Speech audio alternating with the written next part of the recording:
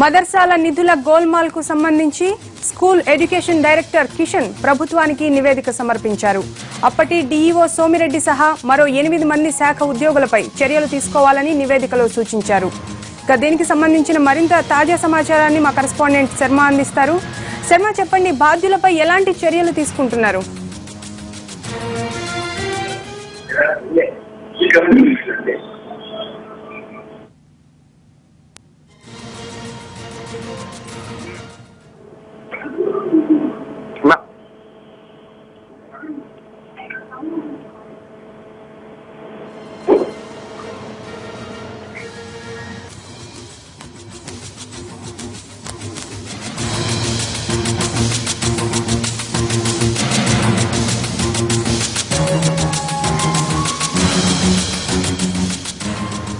మదర్సాల నిధుల గోల్మాల్ వ్యవహారానికి సంబంధించి తాజాగా స్కూల్ ఎడ్యుకేషన్ డైరెక్టర్ కిషన్ ప్రభుత్వానికి ఒక నివేదిక సమర్పించారు. అప్పటి డీఈఓ సోమిరెడ్డితో పాటు 8 మంది విద్యాశాఖకు సంబంధించినటువంటి ఉద్యోగులు ఈ నిధుల గోల్మాల్ వ్యవహారంలో ప్రమేయం ఉందనేటువంటిది ఇప్పటికే తేల్చారు. కాబట్టి వాళ్ళందరిపైన కూడా చర్యలు తీసుకోవాలని ఆ నివేదికలో స్పష్టంగా పేర్కొన్నారు.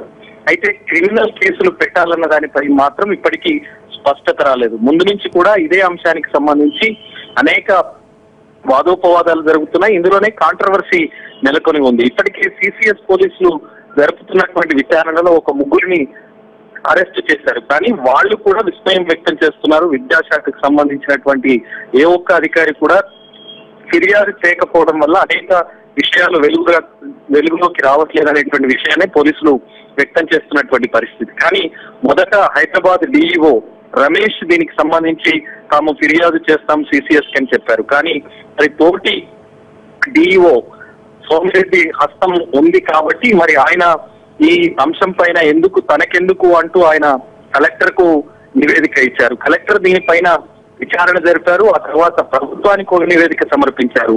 డీఈఓ సోమిరెడ్డి సహా 8 మంది ఇప్పటి వరకు ఈ విచారణలో ప్రమేయం ఉన్నట్టు తేలింది. గత 2 ఆర్థిక సంవత్సరాల్లో సుమారు 70 లక్షల నిధులకు సంబంధించి వీళ్ళు కాజేశారనే దానికి సంబంధించి స్పష్టమైనటువంటి ఆధారాలు ఉన్నాయనేటువంటి విషయాన్ని హైదరాబాద్ జిల్లా కలెక్టర్ రాహుల్ బొజ్జా స్పష్టమైనటువంటి నివేదిక ప్రభుత్వానికి ఇచ్చారు. కానీ క్రిమినల్ చర్యల విషయంలో మాత్రం ఆయన కూడా ఎటువంటి అంశాన్ని ప్రస్తావించకుండా నేరుగా క్రిమినల్ చర్యలు తీసుకునేటువంటి విషయం స్కూల్ ఎడ్యుకేషన్ డైరెక్టర్ కిషన్ కు నివేదిక సమర్పించారు. అయితే విద్యాశాఖకు సంబంధించినటువంటి అధికారులు మాత్రమే క్రిమినల్ కేసులు పెట్టేందుకు అర్హులు.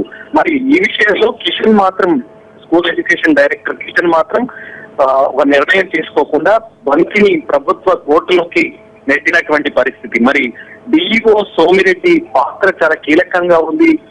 ఆయన ప్రమేయంతోనే ఇదంతా నిధుల గోల్మాల్ జరిగింది. కేవలం 2 ఆర్థిక సంవత్సరాలకు సంబంధించి 70 లక్షల నిధులు పక్కదారి పట్టాయన్నది ఆధారాలు స్పష్టంగా చెప్తున్నాయి. మరి అంతకు ముందు జరిగినటువంటి గోల్మాల్ వ్యవహారంలో కోట్లాది రూపాయలు పక్కదారి పట్టాయన్న దానికి సంబంధించి కూడా ఇంకా విచారణ జరిపితే స్పష్టంగా తెలిసేటువంటి అవకాశం ఉంటుంది.